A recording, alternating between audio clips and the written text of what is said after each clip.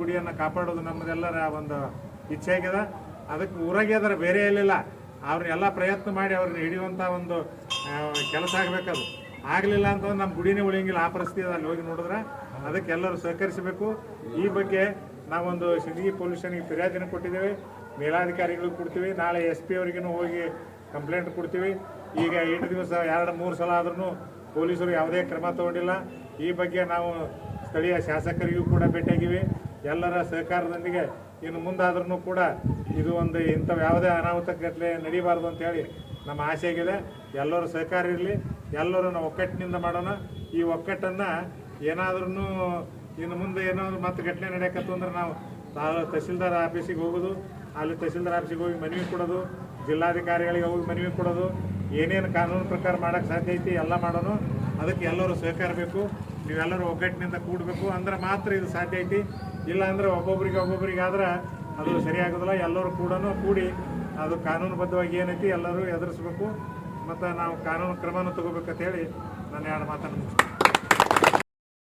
ದೇವಸ್ಥಾನ ಶ್ರೀ ಶಂಭುಲಿಂಗ ದೇವಸ್ಥಾನ ಕಕ್ಕಳ ಮೇಲೆಯಲ್ಲಿದ್ದು, ಈ ದೇವಸ್ಥಾನಕ್ಕೆ ಅನೇಕ ಭಕ್ತವೃಂದ, ಇದಕ್ಕೆ ಶಿಷ್ಯ ಮಂಡಳಿ ಇದ್ದಾರೆ.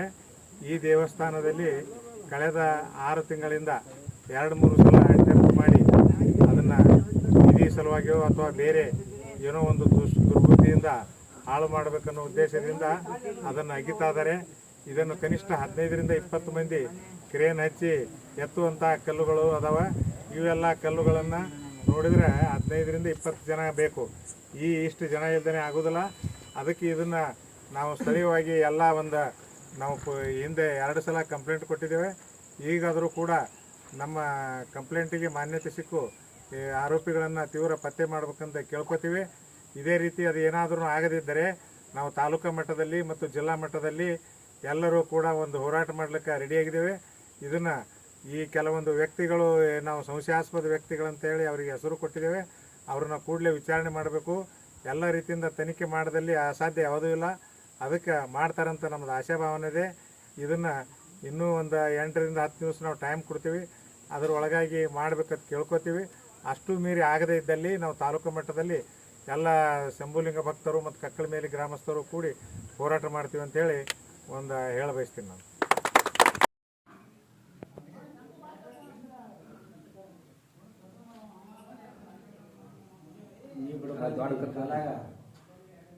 ಈ ಕಡೆ ಬರೋಕೆ ಮತ್ತೆ ಹಂಗೆ ಹೊಳೆ ಹಿಂಗೆ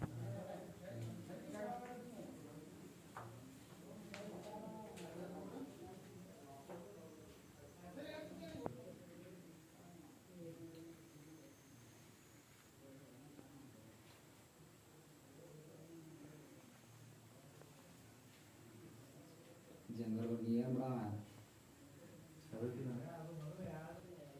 ಬರ್ರಿ ಪತ್ತಿ ಮಾಡೋದೇನಾ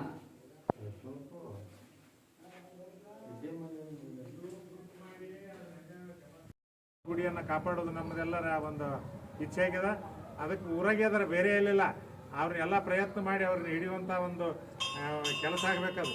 ಆಗಲಿಲ್ಲ ಅಂತಂದ್ರೆ ನಮ್ಮ ಗುಡಿನೇ ಉಳಿಯಂಗಿಲ್ಲ. ಆ ಪರಿಸ್ಥಿತಿ ಅಲ್ಲಿ ಹೋಗಿ ನೋಡಿದ್ರೆ ಅದಕ್ಕೆ ಎಲ್ಲರೂ ಸಹಕರಿಸಬೇಕು.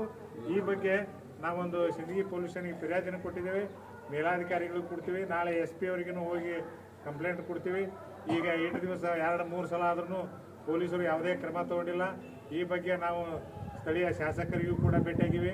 ಎಲ್ಲರ ಸಹಕಾರದೊಂದಿಗೆ ಇನ್ನು ಮುಂದಾದ್ರೂ ಕೂಡ ಇದು ಒಂದು ಇಂಥವು ಯಾವುದೇ ಅನಾಹುತಗಟ್ಟಲೆ ನಡೀಬಾರ್ದು ಅಂತೇಳಿ ನಮ್ಮ ಆಸೆ ಆಗಿದೆ.